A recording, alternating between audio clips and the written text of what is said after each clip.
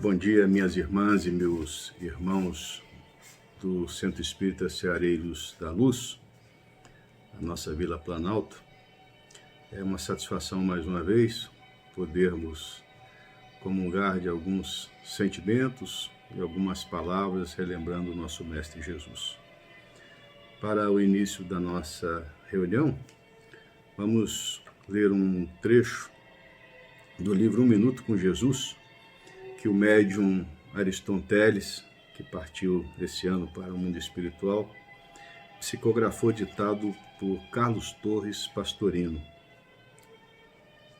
Lição 141, está do Evangelho de Mateus, capítulo 18, versículo 20, onde 2 ou 3 estão reunidos em meu nome, aí estou no meio deles.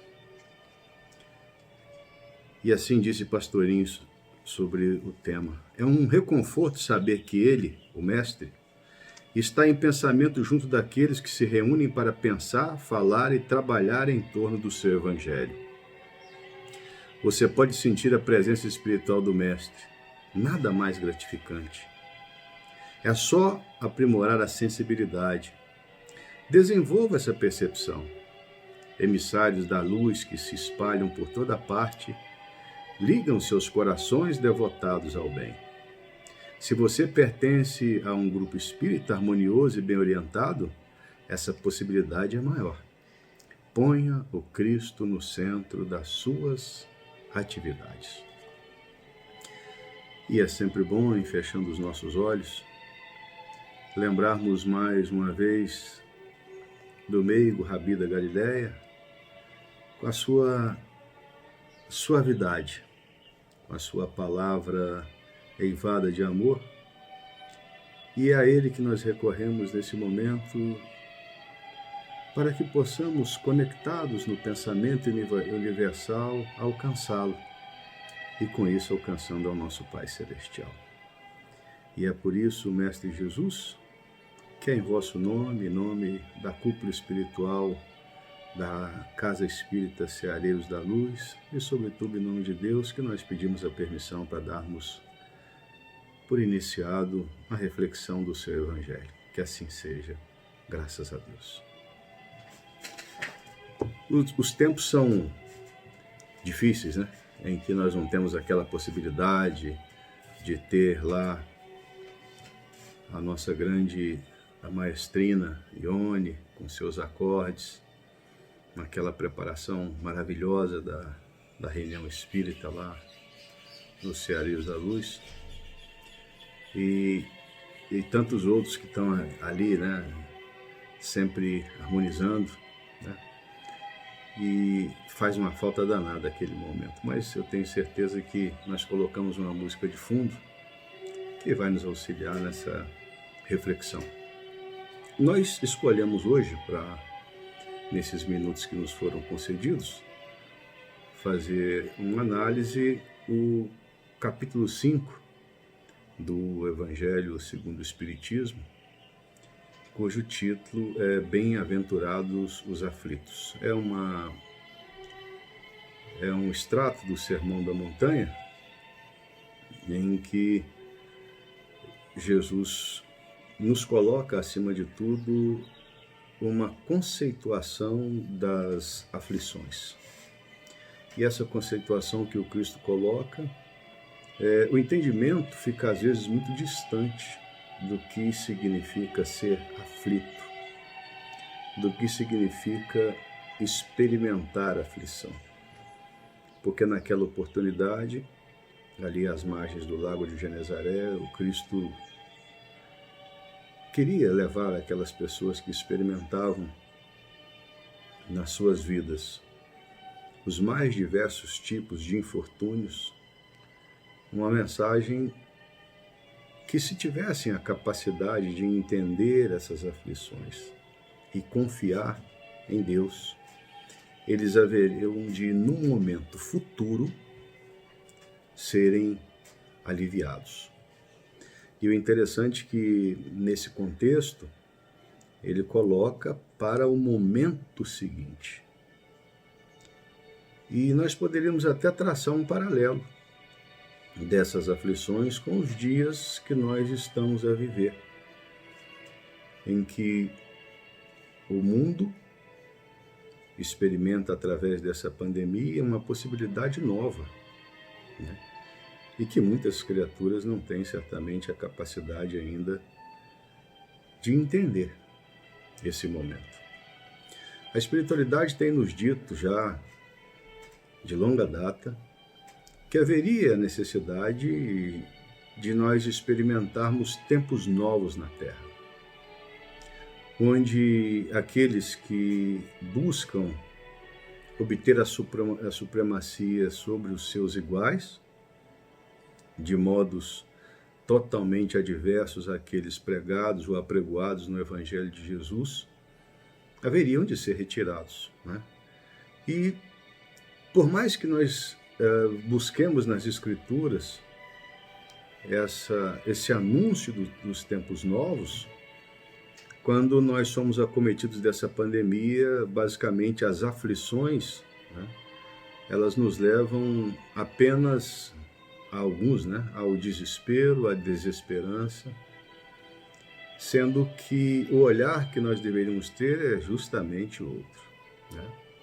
Quando nós vamos lá em Apocalipse de João, e o Cristo falando sobre não o final dos tempos, né, mas o final de uma era, e que como resultante teria que o pranto e o ranger de dentes seria um quadro muito tênue, muito leve para falar do sofrimento que essas criaturas iriam experimentar, o Mestre não fez isso sem antes fazer o supremo e sublime chamamento para que nós tivéssemos a capacidade de buscarmos a vivência num tempo novo, abandonando o homem velho que habita dentro de cada um de nós e preparando-nos para uma vivência diversa, onde o amor, o perdão e a caridade pudesse ser o lastro principal dessa nossa vivência. Mas se esse tempo de regeneração tão anunciado pela espiritualidade e dito pelo Cristo, muito bem textualizado por João no Apocalipse, traz, sobretudo, a necessidade de entendermos aquilo que a doutrina espírita nos coloca de uma forma muito clara, que o nosso Kardec traz, que na obra de Deus tudo tende à evolução. E que se o Cristo nos afiançou que há muitas moradas na casa do Pai, logicamente essas moradas todas têm que passar pelos seus processos naturais de evolução. O Cristo nos disse: o Pai até hoje trabalha e eu também trabalho. E ele, como governador espiritual da Terra, buscou, acima de tudo, essa possibilidade, né, de nos dar, enviando aqueles que o precederam, como os profetas, como os iluminados, né, depois com Moisés, e depois com tantos outros que chegaram, como os seus antecessores, buscando preparar essa terra nova para que o homem tivesse essa capacidade de entender que a divindade o criou para o bem. O criou para ser, acima de tudo, um ser que busca a vivência na harmonia e na paz. E que essas diferenças que nós insistimos em ter são totalmente desnecessárias, porque a partir do momento em que há a cessação da vida física, mesmo aqueles que experimentaram a riqueza do mundo voltam levando exatamente aquilo que trouxeram. Só as possibilidades e o seu patrimônio constituído pelas suas boas ou as suas más obras, né? Então, nós, quando vemos ao mundo desnudos, ficamos aqui o nosso tempo e quando fomos, o nosso corpo vai vestido para fazer com que as nossas vergonhas sejam cobertas, mas aquilo que nos serviu como possibilidade na terra fica aqui. E as nossas boas, as nossas más obras, sim, é o nosso patrimônio. E nesse tempo de pandemia, é um chamamento a essa reflexão, porque muitos daqueles que foram detentores de grandes possibilidades financeiras, de grandes fortunas mesmo, ao serem acometidos pela pandemia, mesmo tendo todos os recursos materiais possíveis, não tiveram a condição de ter as suas vidas salvas. Né?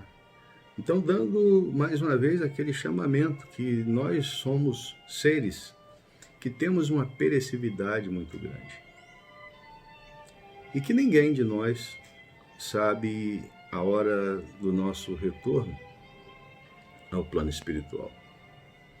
Então, dessas aflições que nós experimentamos nos dias de hoje,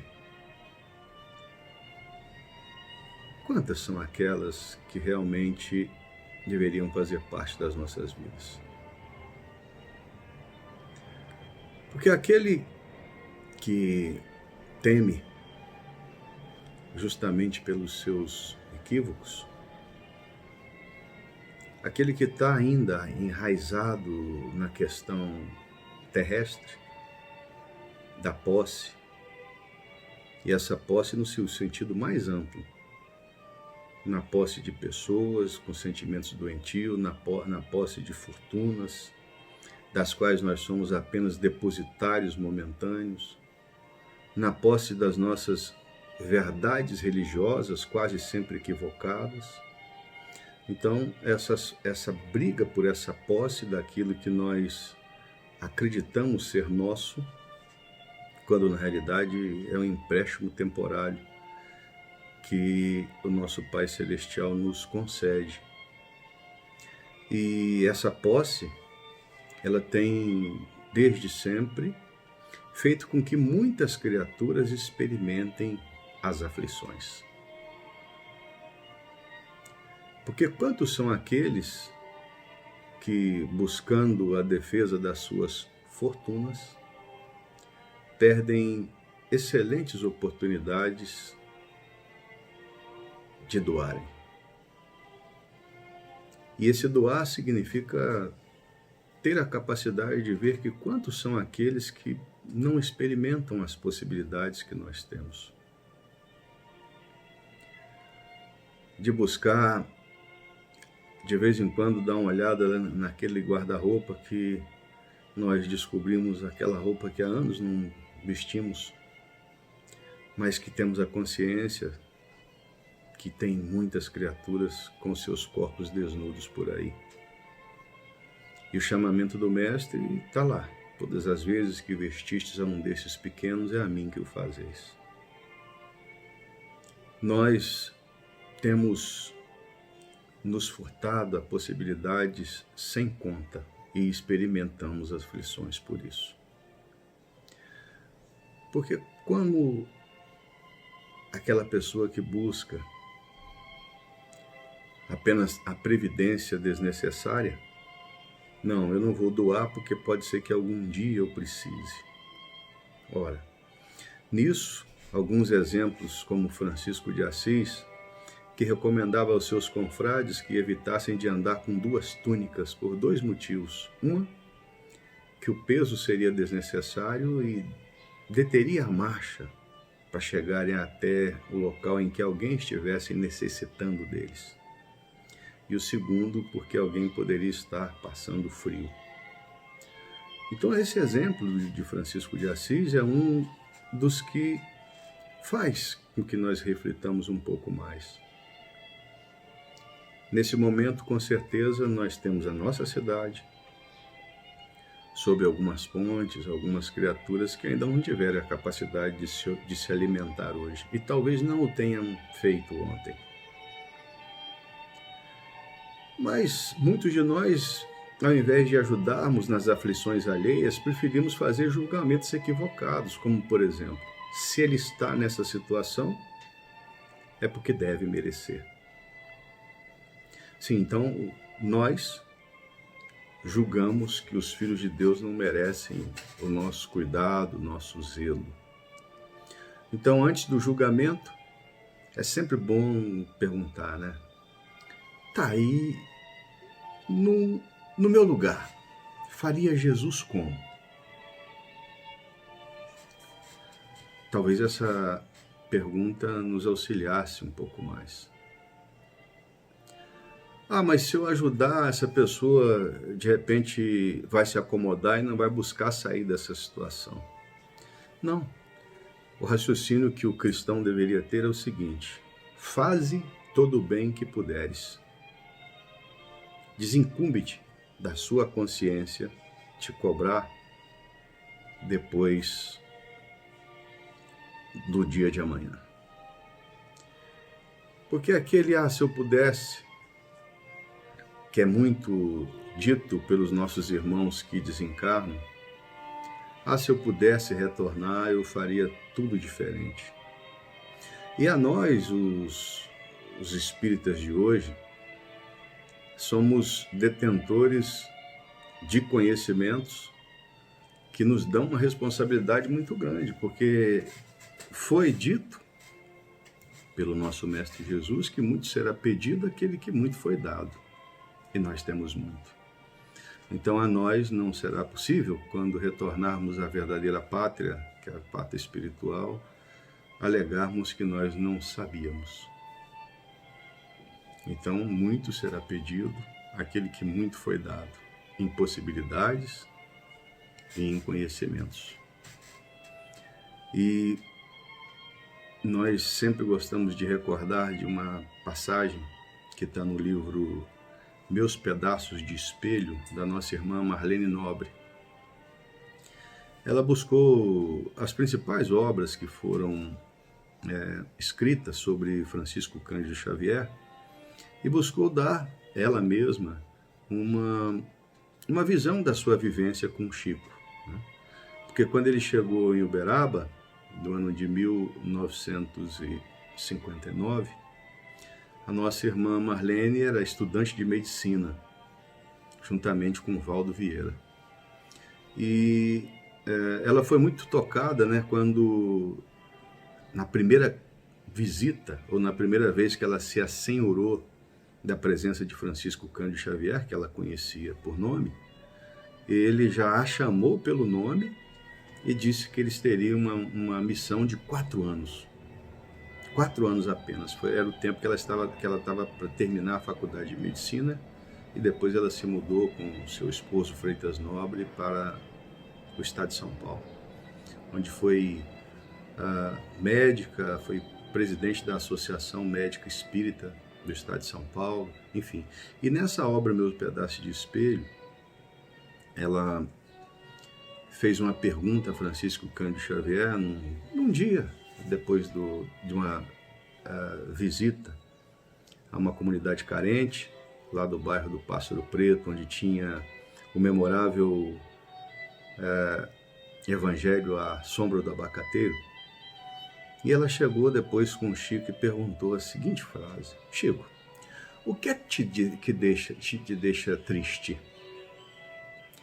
E ele estava absorto ali e colocou o seu olhar para baixo, e ela pensou, porque ele não respondeu, que ele não tinha entendido a pergunta. E aí ela perguntou de novo: Chico, o que é que te deixa triste? E ele olha para ela e falou: minha irmã, o dia que eu vou me deitar e antes faço as minhas orações, faço uma revisita às minhas atividades desenvolvidas no dia e não vejo que eu consegui ajudar àqueles que caminham comigo, esse dia eu choro, me ajoelho e peço perdão a Deus por não ter conseguido ser útil. Então, nessa passagem que a gente entende de um ser que experimentou as aflições majoradas na sua última encarnação, experimentando as dificuldades financeiras, nascendo num lar pobre, tendo perdido 2 mães, tendo se dedicado à mediunidade desde os seus 17 de idade. Aliás, desde os 5 eu experimentava os fenômenos mediúnicos e se sentia triste por não ter conseguido afligir as pessoas. E dizia mais, Chico, que na vida dele, ele não experimentou um dia sequer sem aflições. Porque se elas não viessem na parte da manhã, ou na tarde, à noite, com certeza. E essas aflições, como por exemplo a da visão, né, que ele desde cedo perdeu a visão esquerda e tinha dores fantásticas, segundo ele, dores fantásticas. E ele visitou na década de 1960 o médium José Arigó, em Congonhas do Campos, Minas Gerais. E lá o Dr. Fritz, que era o espírito que operava cirurgias, à sua chegada de Chico, falou: Chico, vem cá que eu vou fazer uma cirurgia no seu olho esquerdo. O Chico rapidamente: não, meu irmão, eu preciso dele exatamente desse jeito. Então era uma aflição que ele experimentava e mesmo assim terminou a sua vida física com mais de 450 obras psicografadas. Mas voltemos à nossa reflexão sobre as nossas aflições. Em tempos de coronavírus, que foi uma bênção da espiritualidade, a gente analisar que nós não tivemos uma terceira guerra mundial. Nós tivemos um vírus que devasta vidas, mas que, acima de tudo, nos chama a responsabilidades e a possibilidades novas. Porque no tempo do isolamento social, quantos de nós tivemos o tempo de fazer uma reflexão sobre o que nós temos feito das possibilidades que o Pai Celestial nos dá? Porque da aflição econômica, a consolação está lá quando Jesus diz: olha, observai os pássaros do céu. Eles não produzem, mas o Pai Celestial os alimenta. E quando a gente tem as aflições pelos filhos que Deus coloca sobre as nossas tutelas, mas se nós estamos a fazer aquela preparação dessas criaturas para a vida, ensinando-lhes a serem tementes a Deus, a utilizarem-se dos seus melhores propósitos para uma vivência em comunidade, trazendo a paz, a harmonia, a concórdia, respeitando o seu semelhante. Então, todo esforço que nós fizermos, o nosso Pai Celestial há de nos recompensar. E se infelizmente alguns se desviam pelo caminho, mas bendito aquele que tem a consciência de que fez tudo o que pôde. E muitas das aflições que nós temos com relação aos filhos são exatamente essas, porque nós queremos tê-los como propriedades nossas. Não, eles não são. São apenas criaturas que vêm conosco num processo de resgate e reajuste necessário ao adiantamento de todos, em que Deus nos coloca momentaneamente sobre nossa tutela. Mas eles não são nossos. Eles são colocados como possibilidades em nossas vidas. E muitos de nós nos frustramos porque eles não seguem exatamente os ditames que nós queremos que eles sigam. Mas não há necessidade. Porque eles são espíritos que têm vontades, que têm, acima de tudo, um patrimônio espiritual que trazem. E cabe a nós colocá-los no caminho correto. E as aflições que nós experimentamos nos nossos relacionamentos, querendo direcionar as pessoas que convivem conosco na vivência dentro daquilo que nós acreditamos. O sentimento de felicidade que o ser humano tem é muito distinto um dos outros. É muito distinto. Cada um pensa, age e sente do mesmo estímulo coisas totalmente diferentes. E cada um de nós, como esse espírito milenar que já experimentou diversas investidas no corpo de carne, traz percepções, sentimentos, vontades próprias. Mas aí, nesse momento que nós retornamos ao Sermão da Montanha, lá em Bem-aventurados os aflitos, essas aflições, muitas vezes provocadas por nós mesmos, pelo nosso sentimento e a nossa dificuldade de entender que somos filhos dessa terra, só no momento em que nós estamos estagiando nela. E aí, essa condição de estagiários, para alguns, ela é tida como uma redentora escola, onde a preparação, vide lá Missionários da Luz, de André Luiz, Reencarne de Sigismundo, a gente sempre lembra disso, que os engenheiros siderais preparam até o nosso corpo,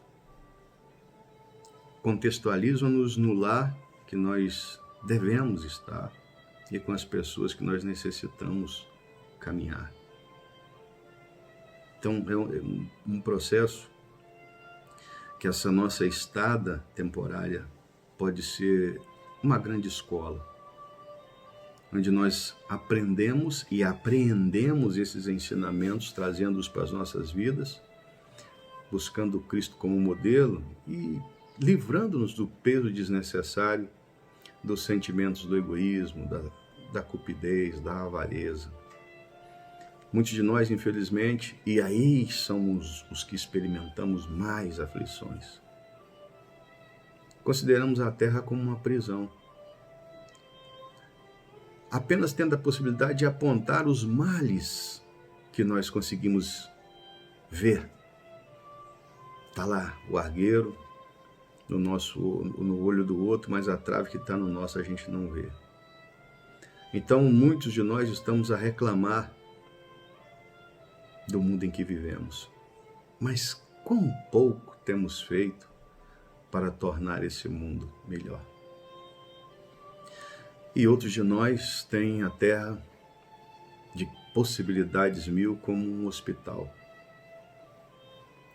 onde nós estamos a reclamar dioturnamente apenas daquilo que nós temos como possibilidade.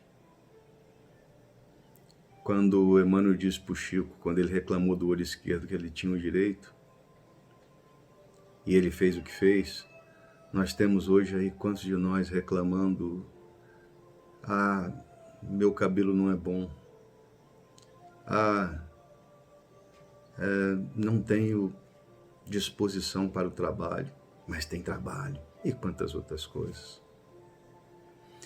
Mas as aflições que nós deveríamos ter é aquela de tornarmos pessoas boas urgentemente.